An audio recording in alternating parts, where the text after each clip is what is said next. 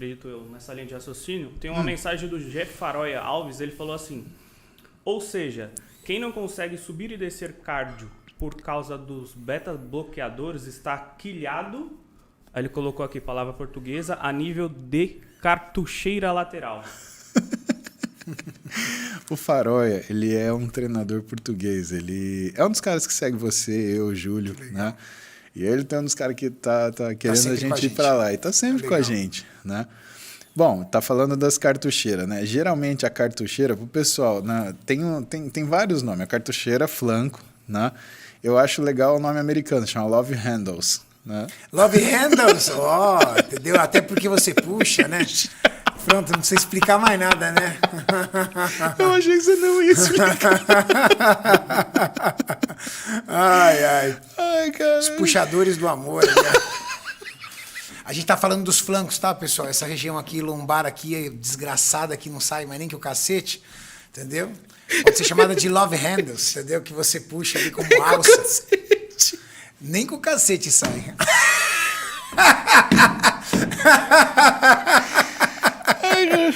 Ai, meu Deus do céu. Ai, ferrou. Esse vira meme, se fudeu. Esse vira meme, irmão. Esse vira meme. Esqueci o que eu tava falando. Você estava falando sobre a necessidade, a busca do atleta, por exemplo, de entrar em amió. Ah, tá bom. E no caso, o cara que corre, verdade. Aí, então, os love handles, né? A quilha, o cara que fica quilhado, né? Na verdade, é uma deficiência da captação periférica de glicose, né? E você vê isso numa série de pessoas, principalmente pessoas que têm alterações hormonais. Então, alteração de tireoide, alteração de hormônios sexuais, pode ser testosterona e pode ser estradiol também.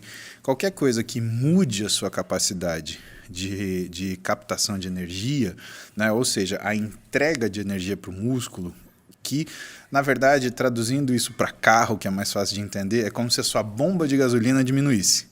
O motor está lá, mas a bomba de gasolina que jogava a gasolina começa a fazer assim. Né? E isso acontece como? Acontece principalmente nessas situações. Por que eu falei tireoide primeiro? Porque não só o hormônio tireoidiano é responsável pela nossa velocidade metabólica, mas também ele é responsável pela sensibilidade periférica do hormônio androgênio e do hormônio estrogênio, né? Tanto pela testosterona quanto do estradiol. Isso quer dizer que sempre que você tem uma piora da função tireoidiana, a piora da função androgênica e estrogênica também acontece. E por isso que eu tenho tanto carinho pela tireoide. Isso é uma coisa que vocês precisam estudar, tá? Estudem tireoide com carinho, pessoal. Todo mundo acha que é tomar um remedinho e resolveu. E tem gente que acha que toma esse remedinho e emagrece, e a coisa não é bem por aí. Mas enfim, estava falando da questão da corrida, né? O que a gente tem na literatura é que quando você muda o tipo de exercício, você muda o tipo de prioridade. Então, musculação, por exemplo, ela faz você baixar o LDL colesterol. Todo mundo, eu vou correr para baixar meu colesterol. Não, não faça isso. Se você correr, você vai aumentar seu colesterol. Não, vai aumentar. Por quê? Porque o exercício aeróbico, ele aumenta o HDL. Isso é importante porque isso é uma coisa... Olha que interessante. Então, correr pode aumentar o seu colesterol. Pode aumentar seu colesterol. Se você não tem um controle alimentar. Se você tem problemas, uma má alimentação, se você está numa atmosfera propícia, vamos dizer assim. Né? E começa a correr, o que é o que tende a acontecer? Aumentar o seu colesterol. O cardiologista sabe disso. Por que aumenta? Ele aumenta de um jeito ruim? Não, não aumenta de um jeito ruim. Calma que eu não disse isso. O que acontece é que ele aumenta o HDL, que é o colesterol bom. Só que se você tem 300 de colesterol e aumenta o seu HDL, você vai para 310. Então o colesterol total vai aumentar. O que melhora? Melhora uma coisa chamada índice de Castelli, que é a relação entre o colesterol ruim e o colesterol bom, se a gente pode falar assim. Tá? Que é algo muito difícil, por exemplo, nos atletas. Os atletas Exato. geralmente têm o colesterol bom muito baixo. Exato. Porque trabalha muito em restrição calórica, não utiliza Exato. muita fonte de gordura. Usa medicação, também interfere. Os hormônios esteroides aumentam o colesterol ruim. Exatamente. Então, existe essa coisa. E o que mais que o aeróbio faz? O aeróbio remove gordura subcutânea.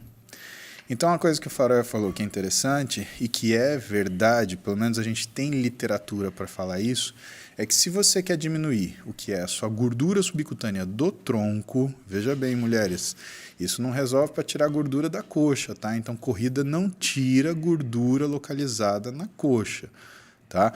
A gordura, ela remove gordura subcutânea do tronco. Corrida. Exato. E a musculação? A musculação remove gordura visceral. A musculação, ela remove gordura visceral e baixa LDL. Legal. E o aeróbio? O aeróbio aumenta o HDL e remove gordura do subcutâneo do tronco. Então, por isso que é tão importante a gente ter o aeróbio junto com o anaeróbico, porque eles se complementam, né? Outra coisa que o aeróbio faz, né? Ele pode não abaixar a quantidade de LDL, mas ele diminui o nível de inflamação. Isso é importante por quê? Porque para o mecanismo de criar ateroma, Renato, você precisa de inflamação. Não é o colesterol que vai e atravessa a parede do vaso e faz uma massa de matéria que vai criar um entupimento na artéria. Não é isso, né? Na verdade, o colesterol ele vai estar no nosso vaso, na nossa artéria. Um macrófago ele vai achar que o colesterol ele é uma partícula invasora e, puf, vai englobar esse colesterol LDL. Só que ele vai fazer isso com vários. O macrófago, por diapedese, ele atravessa a parede do vaso, ele atravessa o endotélio, só que ele não atravessa o muscular. E aí, com vários macrófagos atravessando, o que vai tendo na parede do vaso? Ela vai inchando e vai criando o que é a obstrução.